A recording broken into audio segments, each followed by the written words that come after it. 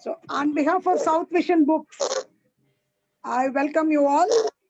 I welcome Dr. Vasanthi Devi, Comrade Brinda, Father Kumar, and everybody else.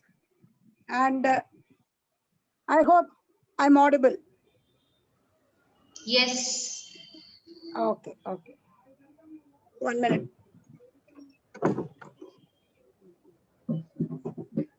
So we are all here to commemorate the first year of demise of Mr. P.S. Krishnan, IAS retired.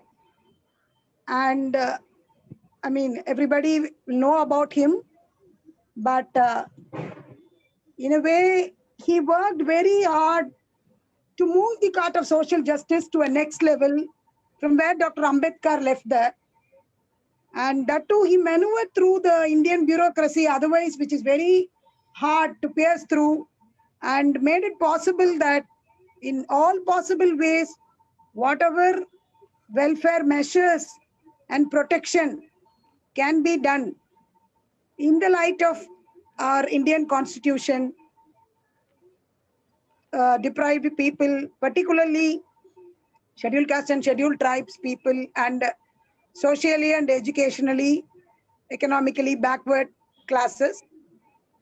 So South Vision is very privileged to brought his workography as a book, A Crusade for Social Justice, Bending Governance Towards the Deprived. Dr. Vasanthi Devi, she was the one who introduced about him, particularly not only to us, but to whole of Tamil Nadu. So she interviewed him, and this book was possible, and it was translated in Tamil, Malayalam, Telugu, and Kannadam. It's going on, and we are trying to bring it out in as many as languages possible. Preliminary works to bring this book on Marathi and Bengal is going on. So this is a small tribute to his contribution towards the deprived people. So I request Dr. Vasanthi Devi, former chairperson, State Women's Commission, and Vice Chancellor, former Vice Chancellor, Manonmaniam Sundarnar University, and as Comrade Brinda said, at this age also a very inspirational figure to everyone, to youths, women. So wherever possible, she is working hard, particularly in to create a just society for children and women and Dalits and Adivasis. Ma'am, you are really a very inspiration to us.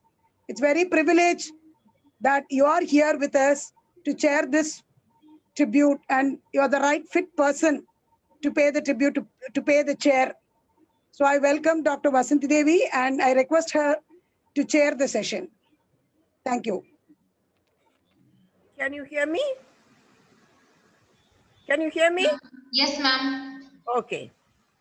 Friends, we have gathered here to pay our homage to Mr. P.S. Krishnan on his first death anniversary. We are privileged to have known him, to have interacted with him, to have drunk deep at his boundless compassion and his dedication that knew no rest. I feel particularly privileged to have had the unique opportunity of listening to the recounting of the 6 decades of an amazing life, a life driven by a single-minded devotion to the cause of the most wretched of this country, of the lowliest, deprived, despised, exploited. Someone called his work the rarest of the rare. That is really true. You can hear me, right? Yes. Okay. A magnificent obsession took possession of Krishnan when he was about 10 years old. And some disturbance. Okay. A magnificent obsession took possession of Krishnan when he was about 10 years old and kept driving him all his life. It was an obsession to take on the malevolent core of Indian society, caste, which Krishnan calls India's civilizational fault line. Krishnan's crusading work begins in a land of a million oppressions that India was in his young days and still essentially is. He wages a unique war, a dharma yudh, against the longest lasting system of dehumanizing that history has seen. A dehumanizing, debasing, despicable system that refuses to die when India claims to have made its entry into a modern democratic era. Throughout his life, from his student days in his native Kerala, and later as a member of the Indian Administrative Service in the Andhra Pradesh cadre, and then in various positions, including as Secretary to the Government of India, and still later, during his post-retirement phase, he had been passionately working for the advancement and empowerment of the scheduled castes, scheduled tribes, and socially and educationally backward classes, including religious minorities among them. As a little boy of about 10 years, he reads Ambedkar and he's horrified to know that there is something called untouchability. 1 minute, please.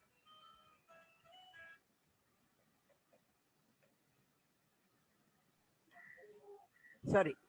As a little I'm boy, terribly sorry to interrupt, but I think there's something seriously wrong with the connections here today. I'm really sorry about this, but I'm not sure that my participation can be guaranteed in this situation.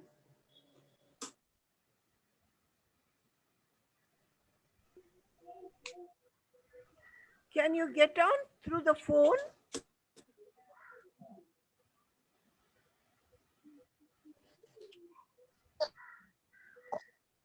I can wait, but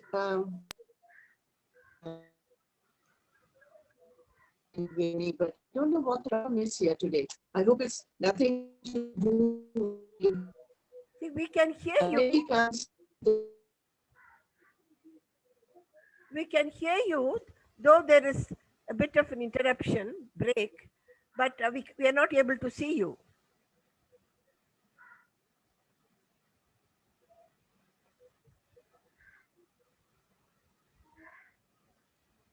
Comrade, if you mute your video, is it okay?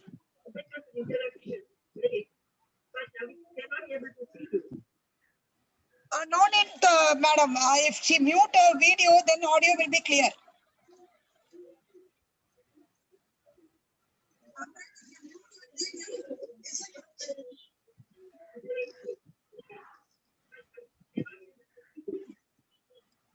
No need, madam.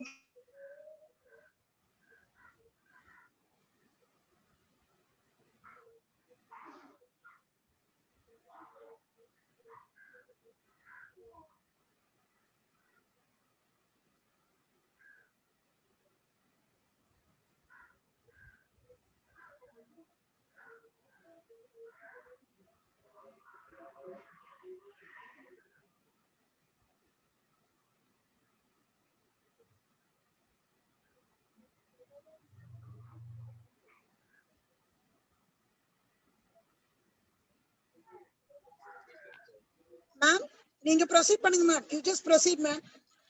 Shall I? I think so. Comrade Brinda has some network issues. Is she able to hear? So let us go ahead, ma'am. Okay. Ma'am, நீங்க proceed பண்ணுங்க ma'am. You just proceed, Okay. ma'am. Okay. I was saying, as I a think little, so. Comrade Brinda has some network issues.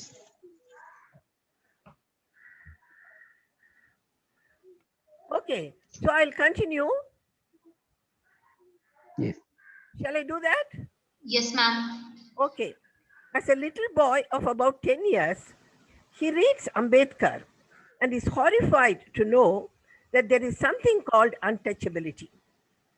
The consciousness of this boy, born in the uppermost caste, he never liked his caste being mentioned. So he was born in the uppermost caste.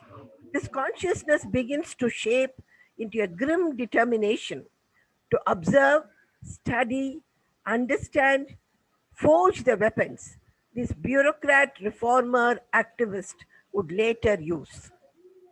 Krishnan lists the factors which hamper the development of India. He says, I'm quoting him, I quote, he says, India is the home of the oppressive Indian caste system with untouchability.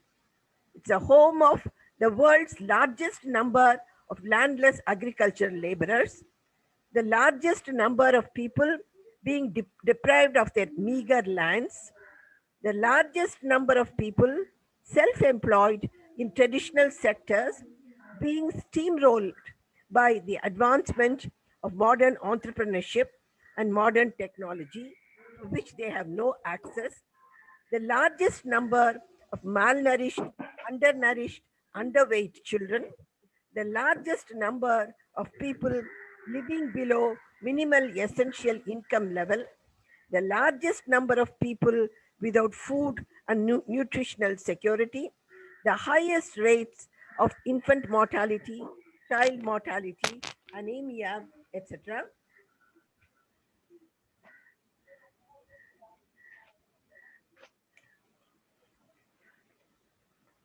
And in all these horrors, SCs, STs, and BCs, including BCs of religious minorities, constitute the overwhelmingly large proportion. I mean, these are his own words. I quote from his book. His work and the early challenges as a young IAS officer in the undivided Andhra cadre begin in the 50s. I find the story of these early days the most fascinating. He confronts the monster of caste oppression and abysmal poverty in the villages. The entry of the sub-collector and later collector, the visible representative of the mighty state, had an electrifying effect on those benighted villages. He pitches his official camp in the scheduled caste bastis, tribal villages, and hamlets of laboring backward classes and conducts the Jamabandi there, stays and eats their food with the people of the bastis. Those were the days when the term Dalit was not even known. The consciousness and resistance the word meant would emerge much later. We can imagine the shock waves this would have sent through the upper caste quarters when they were forced to step into the despised, obnoxious streets of the lowly to meet the collector to transact their business. I wish there were media reports on this veritable earthquake that shook village after village that Krishnan camped in. He conducts massive drives for the distribution of agricultural lands and house sites to the landless and homeless. It is not the upper caste alone who are seething in fury. The imperious officialdom, the steel frame, does not know how to deal with this young brat who strikes at the root of its power. He had been pulled up by higher authorities more than once for these totally unconventional ways of governance and for upsetting the apple cart.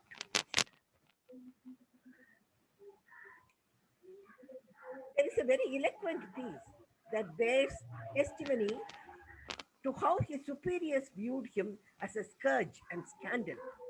A worthy superior's remarks in Krishnan's confidential report early in his career. I quote, this is the confidential report by the superior written for this young IAS officer.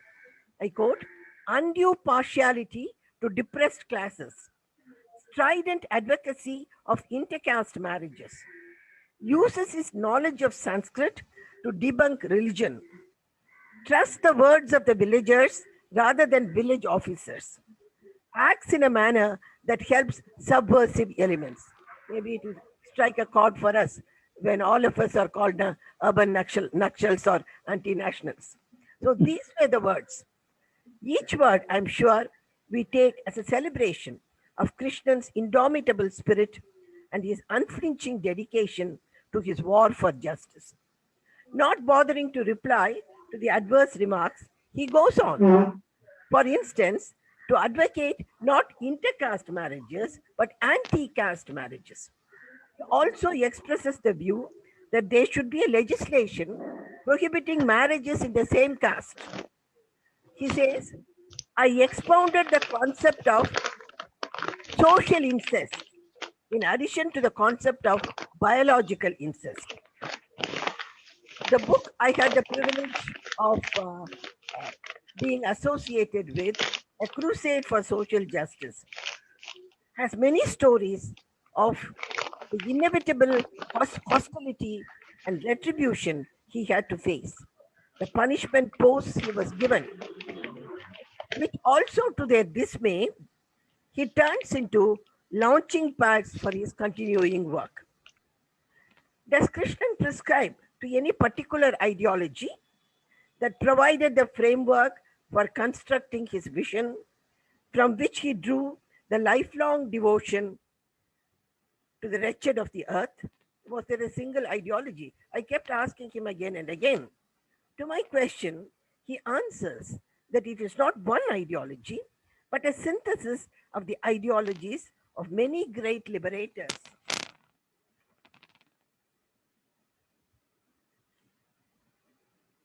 The ideologies of Ambedkar, Marx, Narayana Guru, Periyar, Jyotirao Phule, Vivekananda. The synthesis evolves over time as he puts theories to practice. Challenging India's Himalayan inequities and inhumanities is not new. India has seen many revolutionary movements, reform movements, civil society efforts, powerful onslaughts of writers, thinkers, creative artists of many kinds. What is rare is the challenge emerging and functioning from within the system, from the hard core of the steel frame, from the top of the bureaucracy. The bureaucracy in India has been considered the greatest impediment in effecting changes in the unjust social order. The subtitle of the book touches on that. It is called Bending Governance Towards the Deprived. The major part of the book is on how he bent governance towards the deprived. The fruits of his tireless work are seen today in the number of legislations, policy documents, government orders that are meant for the empowerment and protection of the underdogs of the caste system. His was the heart, brain, and hand behind a number of constitutional and legislative enactments, like the Constitution 65th Amendment Act 1990, vesting constitutional status in the National Commission for SCs and STs, legislation providing SC status to Dalit Buddhists, the SC and ST Prevention of Atrocities Act 1989, and its later Amendment Act 2015, the Employment of Manual Scavengers and Construction of Dry Latrines Prohibition Act 1993, and its amended version 2013. As Secretary, Ministry of Welfare in 1990, he persuaded the government to accord long denied recognition for the socially and educationally backward classes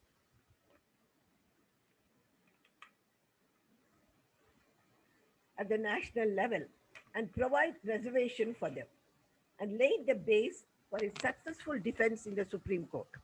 He played a crucial role in drawing up Mandal Commission report and pioneered special component plan for SCs and tribal subplan. The list is long and amazing, and in each one of them, as I said, it was his heart, his head, and his hand that made these possible. Every bit of the legislation, he conceives of it, he plants the seed in the policymakers' minds, and then he works hard from pushing one word after the other, and then ultimately succeeds. The interesting and most stimulating parts of his life deal not with the end product, but with the process. How he pushed each legislation inch by inch from one often reluctant table to the next, using his most persuasive powers and unassailable social, economic, and political logic. He plants the seed of a social justice legislation in the minds of policymakers, turns himself into a one man campaign, and knocks at the doors, once again, often reluctant doors, of members of parliament, political parties, officialdom from the top to the lowest level. Krishnan does not stop with what has been achieved. He is acutely conscious of the long distance yet to be covered in rendering justice to the oppressed. He lists the measures to be taken and shows the way forward in each of the areas in eradicating untouchability, eliminating the abomination of manual scavenging, to be followed by full rehabilitation, full implementation of prohibition of atrocities against SCs, STs, even after the amending act, setting up exclusive special courts, measures for empowering each section of the deprived, prioritizing among them, bridging the huge gap between the deprived and others in education, health, and other areas, spelling out in great detail how each of them can be done, making it abundantly clear that they are all doable, no excuses, they can all be done. He leaves no loopholes for naysayers, the reluctant policymakers, the bureaucracy, and the ruling classes to escape. No loopholes are left. For instance, on the central issue of land to Dalits and other landless, he debunks the idea that there is no land available to distribute and shows land is indeed available. In fact, he goes from state to state, trying to present the data from each state to the chief minister and other ministers, showing that in their particular state there is abundant government land and other lands ready for distribution available. It is only the political will that is needed. Krishnan says that there are miles to go. I quote him, "My efforts could not secure final results, and which therefore remain to be pursued. The trials and tribulations and persecutions that I have encountered in this journey and how I face them will be of help and guidance to younger generations in government as well as in other professions, social work, and other fields." Unquote. As I conclude with a heavy heart, I would plead that his life is an invaluable model, a guiding pole star for all those who believe in justice, human rights, the vision of the Indian Constitution, and material and social progress of all Indians. The youth today are being programmed to compete and win in a dog eat dog world, to be self aggrandizing without a whiff of social concern and idealism. And we hope that the book that I co-authored with him and all the chronicles about his work would open to them a new window and make them believe that another world of justice, humanity, beauty is possible. He was a one-man army that carried on this relentless struggle for justice. And today it is his legacy that must inspire us to become an army of warriors. He was one man army, that we should become an army of warriors committed to make it possible that a world of justice, humanity, equality would be able to be achieved. And for that, a million strong army we need to forge. And we should start doing it today. Thank you.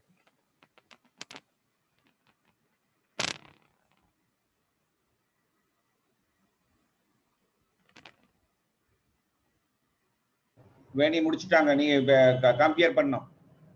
Veni. I wonder if I could come in now because my... Veni. Thank you, Vasanthi ma'am. You elaborately briefed his whole life achievements in your wonderful speech. Yes, he is, I mean, he's a person, his life is a role model to all of us, that if we have really a commitment to work for the just society, wherever we are, we can do that.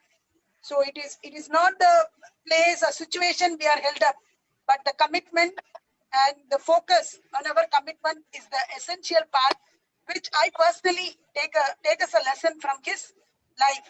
Wherever we are, if we have a commitment to work towards a just society or to transform the society, we can do that. So in that way, his life is very inspirational to all of us, that you elaborated briefly.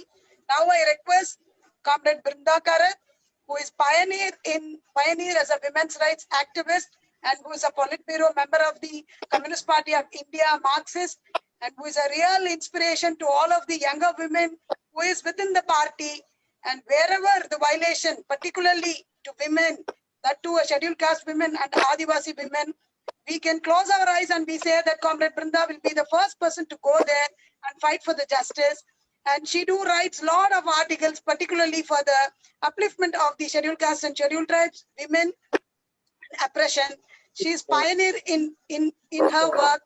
And as I say once again, she's really an inspiration to all of the younger women comrades within the party and outside the party. As a person, as a women rights activist, we are very pleasure as South Vision Books to welcome Comrade Brinda Karat to pay her tribute and her experience with Mr. P.S. Krishnan. Thank you very much indeed for giving me this opportunity to join this memorial meeting for P.S. Krishnan ji. And Dr. Vasanthi's wonderful tribute actually captures so clearly Krishnan's multiple annual meeting for P.S. multi-dimensional contributions to the struggle of the oppressed for social justice. And I would like to add my tribute to P.S. Krishnan ji. I met P.S. Krishnan ji, I think about 2 decades ago. As Veni has said, I was involved for many years in trade union movements and in women's rights movements. But I think it was later on when I became a member of parliament in 2005, and before that, our comrades in Andhra Pradesh had, and in Kerala and in Tamil Nadu, had very close connections with Krishnan ji, and they often went to him for advice. So in 2005, when I became a member of parliament, and I was in the select committee for the law which was being made for Adivasis, the Forest Rights Act for Adivasis. And it was at that time which I had the opportunity to meet Krishnan ji and to understand the kind of work that he was doing.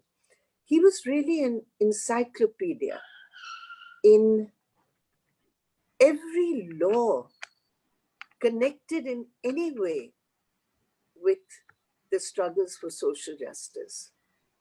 And he was the go-to person in all those years of work.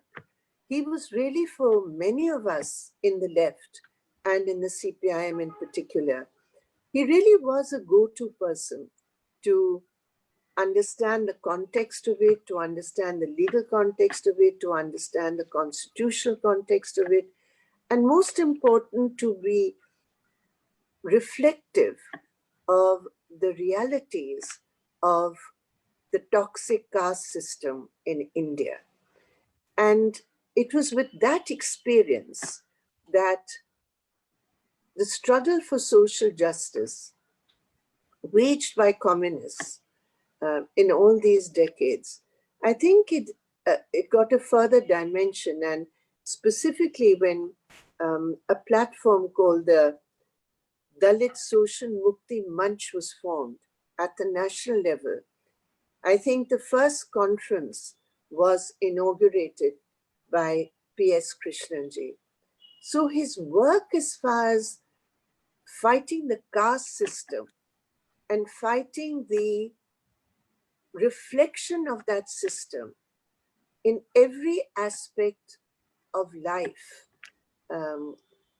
really gave a lot of weight and substance to the wider class struggle. We had many discussions. I had many discussions with Krishnan ji on the ideological approach to the caste system. And because we believe that the struggle for social justice and the class struggle to see citizens belonging to the oppressed caste and the oppression faced by the caste system, and if we put it in the wider context of class exploitation in India, the struggle for social justice would not be restricted.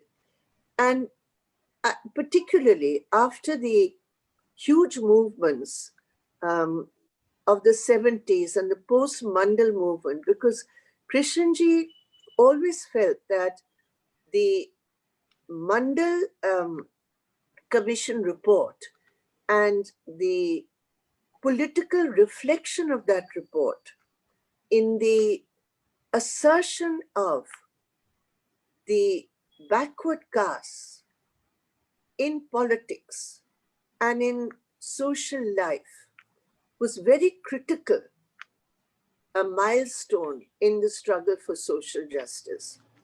But later on, there was a restrictive aspect also when a struggle is based on caste identities, which become somehow could become divorced from the aspect of justice, and without a conscious effort and a focus to fight the caste system and for what Dr. Babasaheb Ambedkar always kept as his focus through all the ups and downs of his political experience, the focus on the annihilation of the caste system and not the use or looking at it as an instrumentality for political power, though that of course is also a very important aspect of the struggle. So these two aspects, the aspect of social justice and the struggle against class exploitation for a more just society, these were the two aspects. And what I felt in my interaction with Krishnanji was always the recognition that these must be connected. So there was never a friction between an approach of a communist and that of a warrior for social justice like Krishnanji.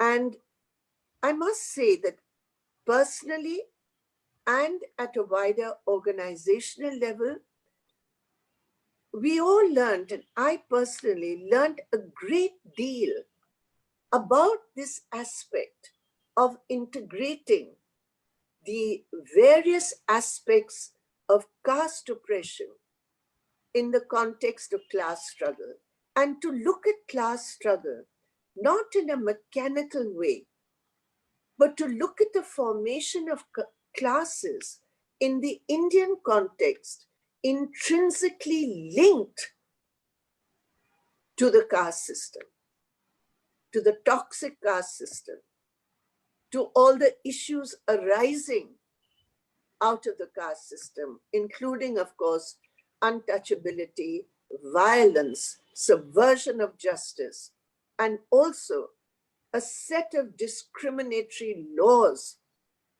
which today, even now, in a great way, exist in the Indian statute books. So I think it was a combination of this that we found in Krishnanji.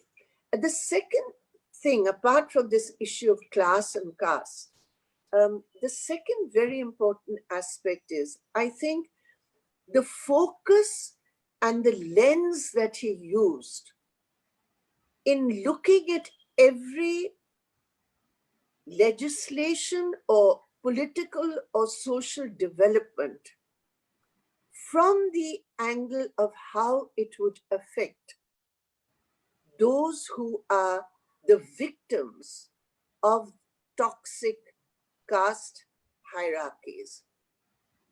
And therefore, regardless of whichever law that we were talking about, the issue for him always was, how will this affect those who are victims of the continuing caste system? And therefore, that, I think, focus was very, very much required at a time when these forces of Manuvadi ideologies operating in the name of religion became more and more dominant through the 90s and, of course, through the first 2 decades of the 21st century, where they are now in state power. And the ideologies of caste oppression today, I believe, are very intrinsically linked to the struggle against BJP RSS ideologies of Hindutva, which translated into social terms is really pure Manuvadi, in spite of all the trappings and everything. And I think that ideological focus of looking at developments through the eyes and the experience of those oppressed by India's caste system, of which Krishnanji had, I think is extremely relevant for us in the political situation today, where we find both in theory, in law, in the attack on the Constitution, and in social practice, an all-out assault on constitutional provisions. I mean, just 2-3 days ago, when this most awful Supreme Court judgment was reported in the press, in which one particular clause of the SC/ST Prevention of Atrocities Act, on which Krishnanji worked so hard for those amendments. I mean, I remember there so many discussions on how to strengthen that one act which is there in our law books to prevent atrocities against Dalits and Adivasis. And when we look at the Supreme Court judgment, which says that if an abuse is made in a non-public place, it is not in public view, then it is not considered an atrocity. It is not considered a crime. And I just thought of Krishnanji at that time. And I thought how appalled and outraged he would have been, not only with this interpretation of that law by the apex court, but along with that, the fact that where is the opposition and where is the mobilization against it. And undoubtedly, this is a law which, yes, it has been amended to make it a little stronger. But obviously, if you have such ambiguous clauses of conditionalities in that act, you know, it reminds me decades ago, of course, it's an entirely different context, but decades ago when we were fighting to change the laws regarding domestic violence, you know, one of the whole issues was that this is a private sphere. And therefore, how do you go into a private sphere? And how do you legislate on issues like domestic violence when culturally you are trained and that is part of your culture for the subordinate woman? And of course, we fought against it. But think of it this way. You have a caste system. For domestic worker, for example, is working in the house of an upper caste person, and that upper caste woman or man or whoever within that household uses a casteist abuse against that domestic worker, and there is nobody there except the two of them. Well, my interpretation of what the Supreme Court judgment is that that is perfectly all right. So what it does to me as a Dalit domestic worker, what it does to my self-esteem, what it does to my rights as an equal citizen of this country, what it does to my right that the caste system and all its aspects are prohibited. What happens to that? So if the Supreme Court of India in the year 2020 can have a judgment where this kind of abuse is given sanction by law because it is not in the public view, well, I think there's something very, very wrong. I mean, to put it mildly and politely, rotten in our system. And on every such aspect, how we remember Krishnanji, because he was the first one to react. As Vasanthi ji said, getting in touch with all the political parties, mobilizing everyone. Yes, it was a one-person army, but a one-person army who had admirers in every sphere of public life. And therefore, he could mobilize them together and fight. But I just gave you that one example. And another aspect, which I think is extremely important today of Krishnanji's life and what we learn from it, is the honesty of a public servant, someone who considers himself a public servant, someone who wears his badge as an IAS officer only as an instrument to serve the people and to be honest and to understand reality and not to use it for personal ambition and not to be cowed by the bullying very often of those in public office or who are running governments. He didn't give a damn, to use language which he would be quite comfortable with, but he really didn't. And today, when we look at what is happening around us, and when we look at the way that the bureaucracy is being suborned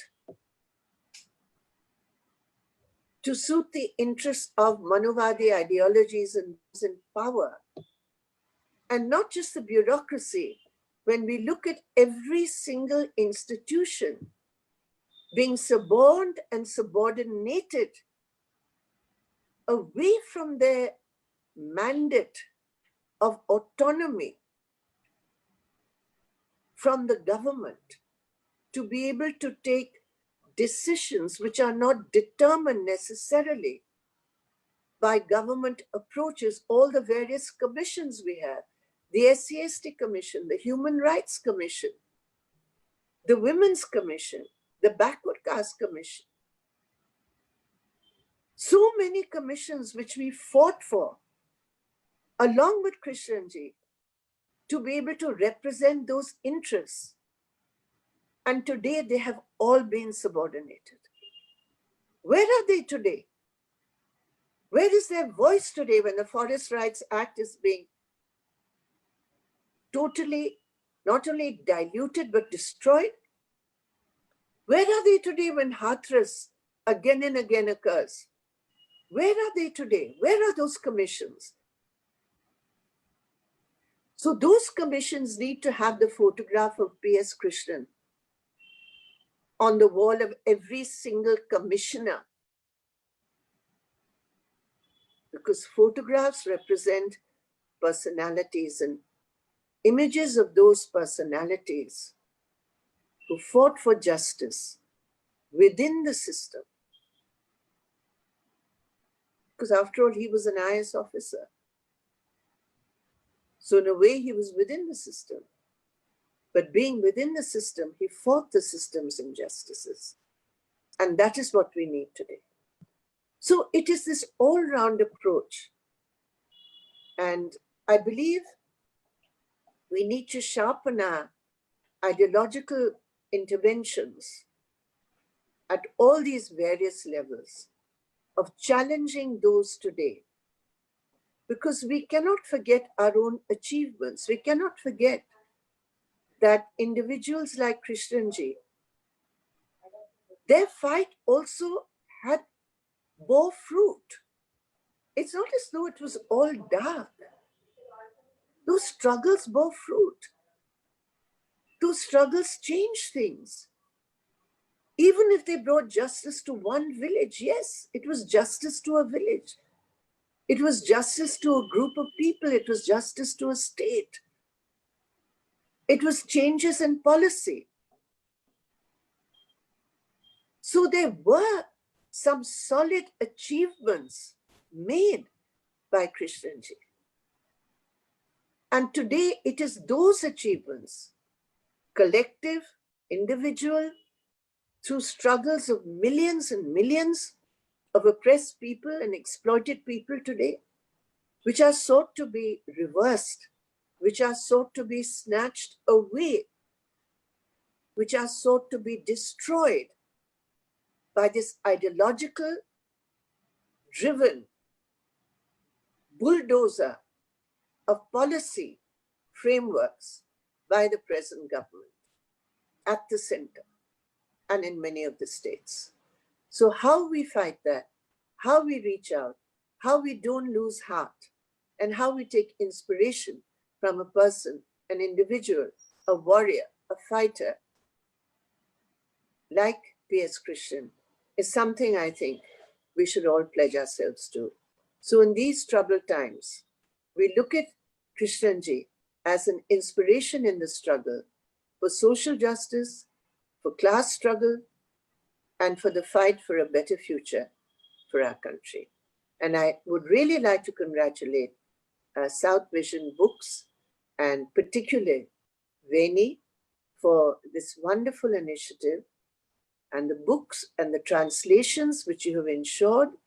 You said that there was a translation of the book coming out in Kannada also, Bengali also, and apart from all the other languages that you have translated it in, and more strength to you, more strength to your vision. And thank you again for inviting me to pay my tribute to this warrior for social justice. Thank you very much.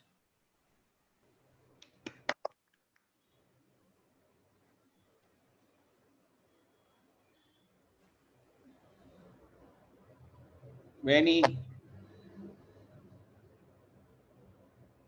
Veni mute பண்ணிட்டு பேசுங்க.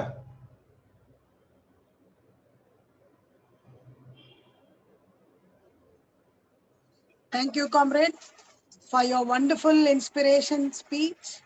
And yes, recently that Supreme Court judgment, we were also thinking that if P.S. Krishnan was alive, he immediately will write a letter to the government that how to implement in that case. So he'll narrate the arguments, how the government should do in that. So he'll immediately write a letter to the Law Commission, whatever ways possible, he'll immediately go into action. Rather, okay, judgment has come, yes. So what next? So always is like that. And comrade, you wonderfully combined his work as a bureaucrat for social justice and how it is so relevant with the class struggle, and the caste issues and the class struggles are not, I mean, it's a co-travelers. It should be done in a two, it should be done, we should walk in a two legs, caste and class struggle.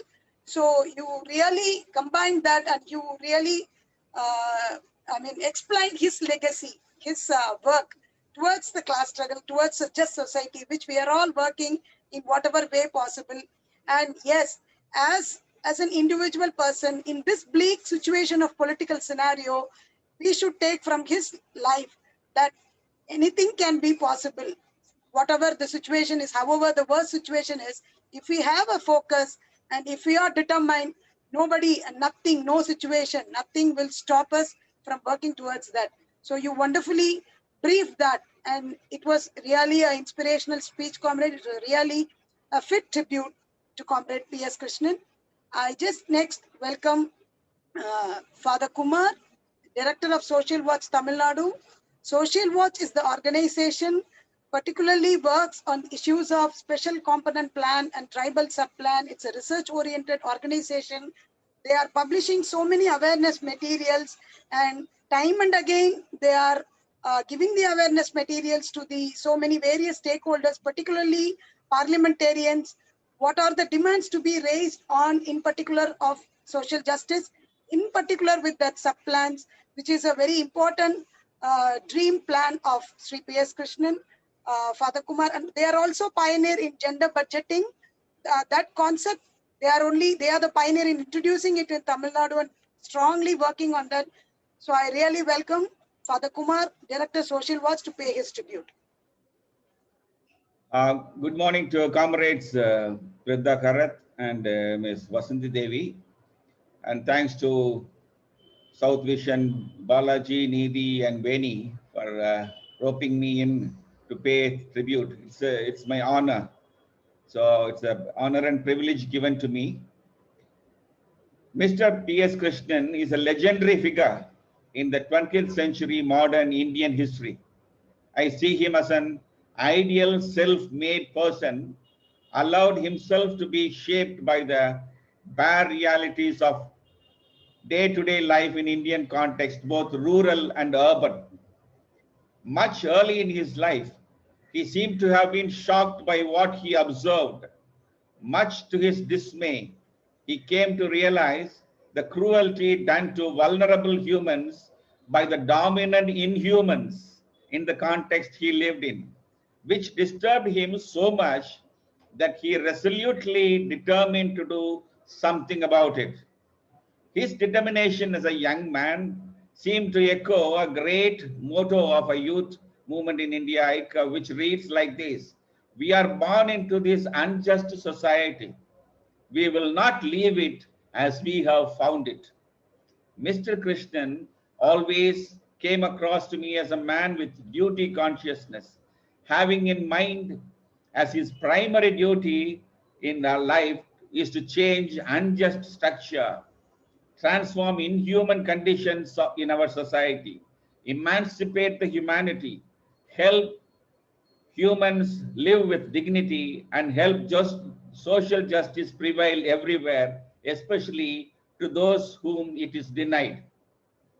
This determination of his and the consequent thoughts, words, and dreams pushed him with bounden duty, with relentless action 24/7, orienting him to learn umpteen languages, understand cultures and manners of people of various parts of the country, gave him a large heart to listen to their stories, which compelled him to read more history, make history, that made many of his dreams come true in his lifetime.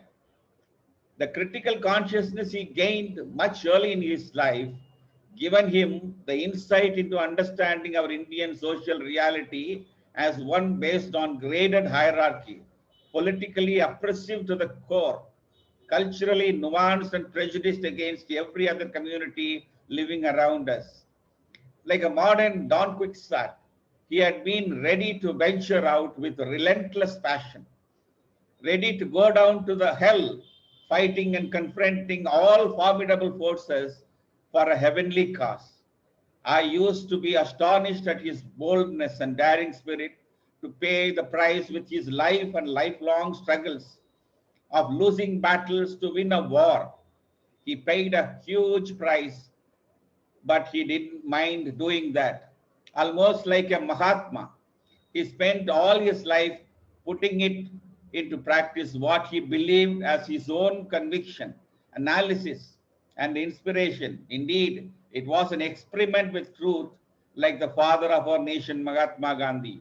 I have no hesitation or second thoughts in giving him that position and bring in comparison with great men of this country.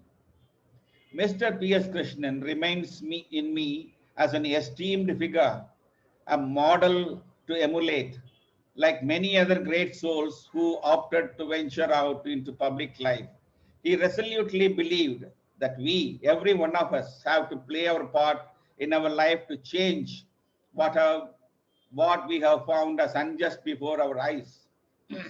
We can always draw inspiration by reading and reflecting what he has left as his favorite thoughts through his books and writings.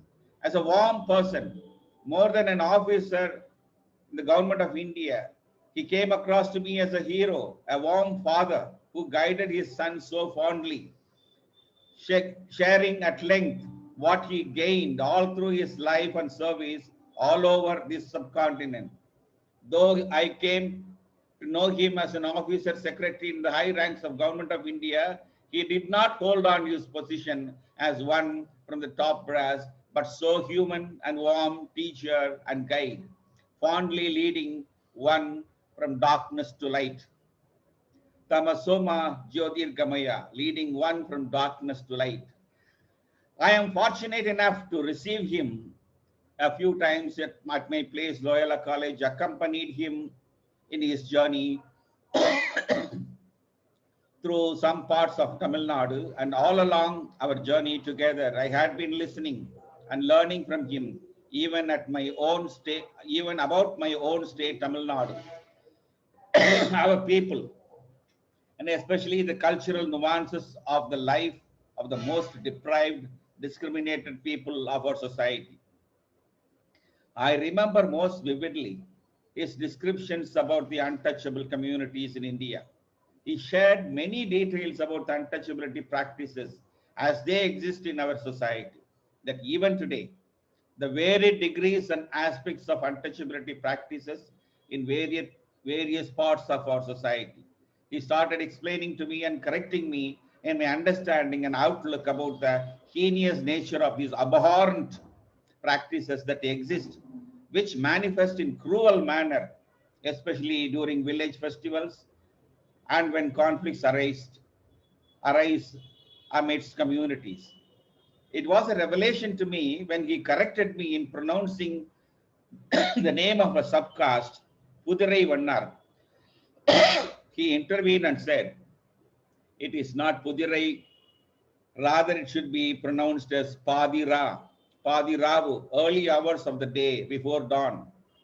These are a category of people from the remnants of our past Indian history, where there had been people who were not only untouchable, but unseeable. These had been group of people belonged to subcastes among scheduled castes who had always been forced to live inside their tiny huts all through the day. They can only go out during midnight hours, doing their caste assigned duty, washing clothes. And much before the dawn of the day, they should get back to their holes. Since their life and activities were confined to a few hours at night, midnight, and early hours of the day before dawn, they are called till date people of Padi Ravu, midnight. In the recent book, A Crusade for Social Justice, published by South Vision, the title defines P.S. Krishnan's life as one who has been relentlessly experimenting with bending governance towards the deprived. He used to say, no matter who ruled the country, who hold what position, for the sake of the disadvantaged lot, you should have the humility to go, beg, borrow, argue, fight, even to the extent of going on your knees to advocate and lobby for the cause of the poor and the disadvantaged. Play your part well to effect changes in the policy matters favoring and beneficial to the poor and the marginalized. End of the day, can you tell and ask yourself, have I played my part well? Fulfill my responsibility to the utmost satisfaction? That answer should allow one to go in peace to receive due reward. I greatly admire this soul searching sharing of his. I am grateful that I am given an opportunity to pay my humble tribute to this great soul, whom I have seen and lived with during my lifetime. Jai Bhim, Johar, and Jai Hind. Thank you.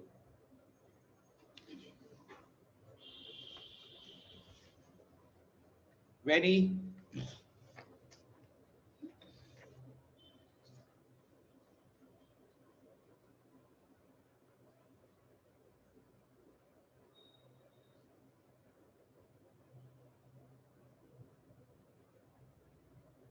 Thank you, Father. You just revealed some of the most emotional part of Mr. P.S. Krishnan. Yes, we are also lucky enough to travel with him in some of the occasions.